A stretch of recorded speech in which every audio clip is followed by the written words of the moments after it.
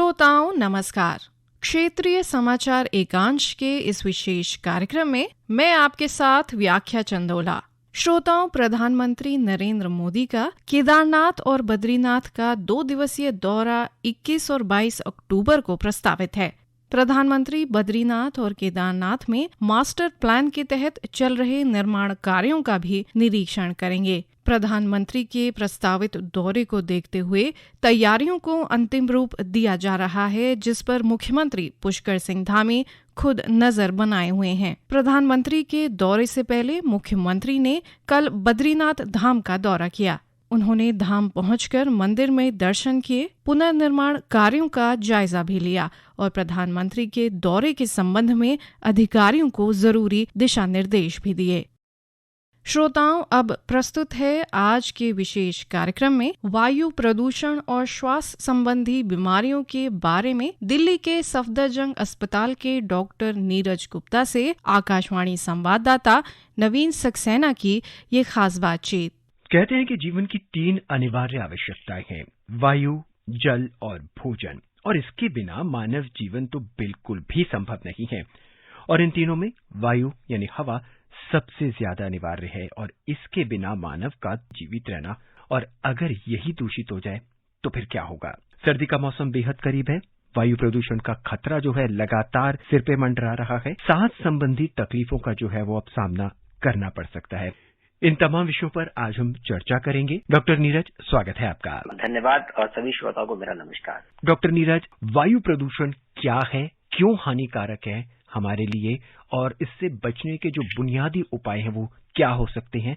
आपने बात की है, वायु जीवन के लिए बहुत ही आवश्यक है और अगर नहीं हो साफ और शुद्ध तो हमारे लिए नुकसानदायक हो सकती है। क्या है ये प्रदूषण? जी, प्रदूषण क्या है? जो हमारे वातावरण में यानी कि हवा जिसमें हम श्वास ले रहे हैं उसके अंदर कुछ ऐसे पदार्थों का सम्मिलन या मिश्रण हो जाना जो कि हमारी सेहत के लिए, जो भी लिविंग वस्तु जिनको हम बोलते हैं, चाहे वो प्लांट्स हो चाहे वो एनिमल हो, उन सब के लिए नुकसान करती है। हमारे क्लाइमेट को भी नुकसानदायक होती है और हमारी जो बनाई हुई वस्तुएं हैं उनको भी काफी नुकसान पहुंचा सकती है।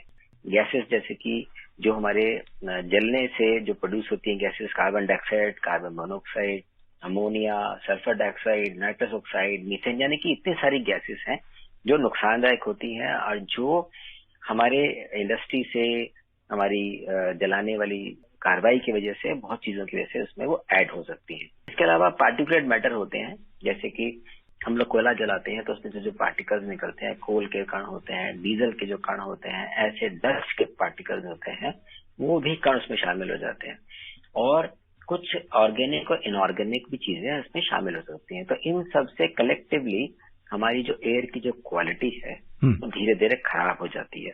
उस खराब के भी कुछ मापदंड होते हैं जो उनको जज करने के लिए होते हैं। उन मापदंडों में जैसे कि आपने सुना होगा पार्टिकल जिनका साइज होता है PM 2.5 माइक्रोन बोलते हैं या 10 माइक्रोन बोलते हैं।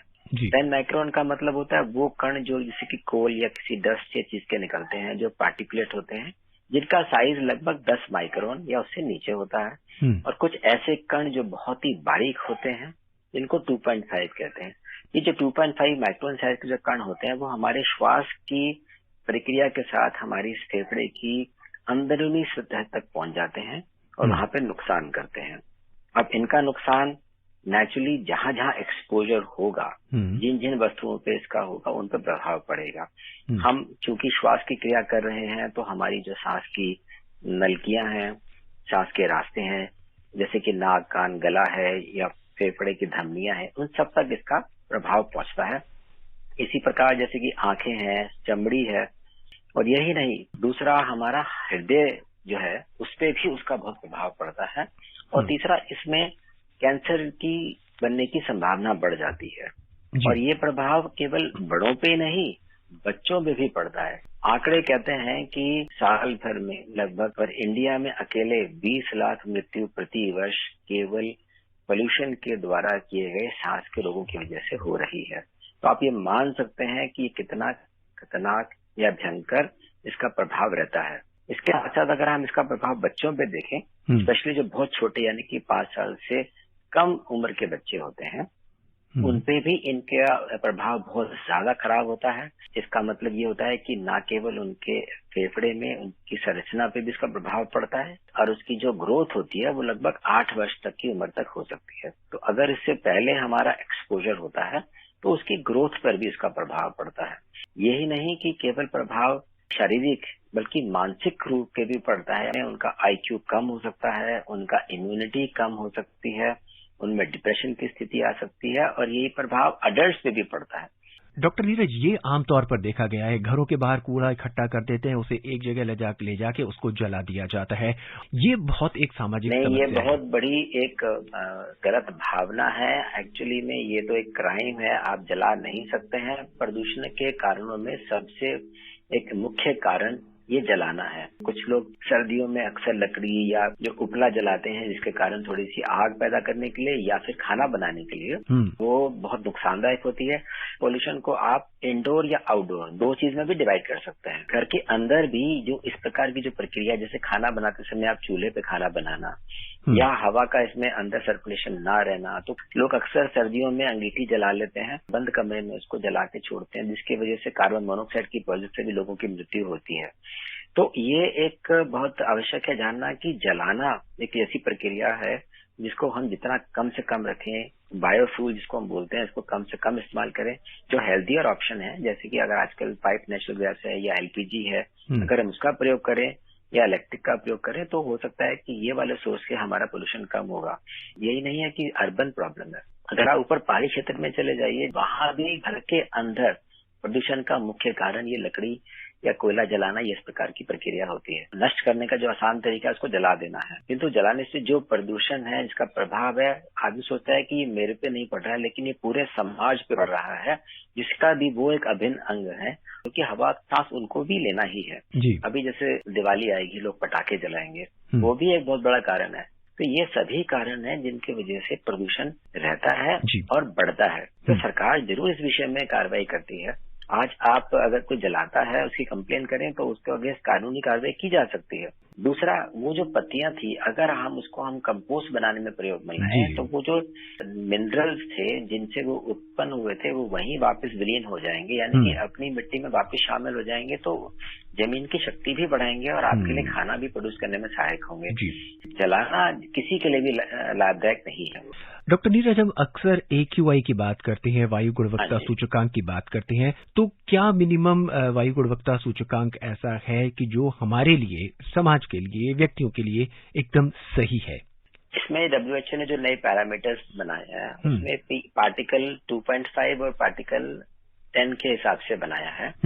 2.5 वाला जो लगभग 60-66 के आसपास रहना चाहिए और पार्टिकल 10 जो है वो 100 माइक्रोन के आसपास, माइक्रोग्राम के पास रहना चाहिए। तो 200 से 300 उसको हम पुअर क्वालिटी मानते हैं, 300 से ऊपर वेरी पुअर मानते हैं, 300 से 400 के बीच में मतलब डेंजरस मानते हैं और सीवियर हो जाती है, और 400 से ऊपर यानी कि 500 जब क्रॉस करती है तो उसको हजार्डस बोलते हैं। यानी कि वो इतनी खतरनाक होती है कि वो उसमें सांस लेना, एक सोचें कि आप लगभग 45 से 50 सिगरेट डेली पी रहे हैं, उसका एक्सपोजर का मतलब ये होता है। डॉक्टर साहब, अगर आज की इस चर्चा को हम कंक्लूड करें तो आप क्या सजेशन देना चाहेंगे वायु प्रदूषण रोकने के लिए, और इससे हम अपने आप को बचा सकते हैं आने वाले महीनों में? देखिए, एज ए ह्यूमन हमारा ये कर्तव्य बनता है कि हम अब जिस एनवायरनमेंट में हम रह रहे हैं उसको सुरक्षित अपने और दूसरों के लिए बना के रखें। तो आवश्यक है कि हम ऐसे कार्य ना करें जिससे कि वायु में प्रदूषण होता है, यानी कि जलाना, मोटर व्हीकल चलाना या ऐसी भी एक्टिविटी करना जिससे कि प्रदूषण हो सकता है। और दूसरी, अगर हमें अपने आप को बचाना है तो एक्सपोजर से बचिए, मास्क लगाइए। डॉक्टर साहब, हमसे जुड़ने के लिए, तमाम राय अपने साथ हमारे साथ बांटने के लिए, और आपका बहुत बहुत धन्यवाद। जी धन्यवाद। सभी श्रोताओं को मेरा नमस्कार। श्रोताओं, ये आप सुन रहे थे वायु प्रदूषण और श्वास संबंधी बीमारियों के बारे में दिल्ली के सफदरजंग अस्पताल के डॉक्टर नीरज गुप्ता से आकाशवाणी संवाददाता नवीन सक्सेना की खास बातचीत। श्रोताओं, आज के कार्यक्रम में इतना ही। नमस्कार।